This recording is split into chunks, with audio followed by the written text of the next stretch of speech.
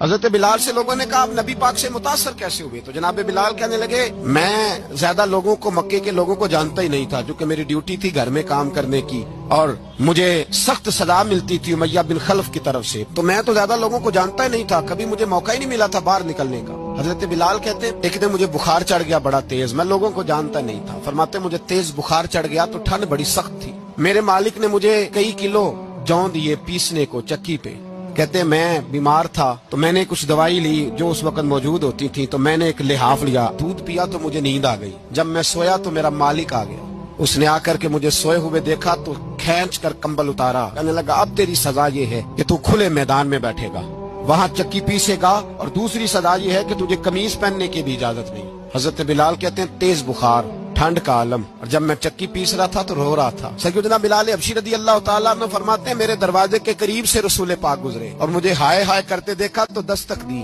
میں نے کہا کون ہے؟ دروازہ کھلے آ جاؤ۔ محبوب اندر آئے تو پوچھنے لگے کیوں رو رہے ہو؟ میں نے کہا جاؤ اپنا کام کرو، یہاں دکھ سارے پوچھتے ہیں مداوا کوئی نہیں کرتا۔ کہتے ہیں میں نے سخت جملے کہے معاذ اللہ، حضور چلے گئے، جب حضور جا رہے تھے تو میں کہہ رہا تھا بس جا رہے ہو نا، میں نے پہلے ہی کہا تھا جاؤ۔ کہتے ہیں قربان جاؤں، تھوڑی دیر گزری تو اللہ کے رسول کے ہاتھ میں گرم دودھ کا پیالہ تھا، کھجوریں تھی، حضور تشریف لائے، کریم رسول نے مجھے کھجوریں دی، دودھ پلایا اور کہا چل جا کمبل میں بیٹھ جا، تو میں نے کہا چکی کون پیسے گا، وہ تو بڑا مارے گا۔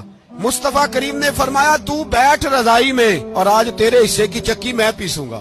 کہتے ہیں ساری رات حضور چکی پیستے رہے، سویرے میں اٹھا اور میرے حبیب پاک نے مجھے وہ سارا کچھ دیا اور خود چلے گئے۔ اگلی رات پھر آئی تو حضور پھر آ گئے، مجھے پھر رضائی میں لٹایا، دودھ پلایا اور ساری رات چکی پیسی۔ کہتے ہیں بس تیسرے دن حضور چکی پیس کے جانے لگے تو میں نے قدم تھام لیے، میں نے کہا بیبا دنیا ساری جھوٹ بولتی ہے، جو غلاموں کے حصے کا کام کرے وہ اللہ کا سچا رسول ہوا کرتا ہے۔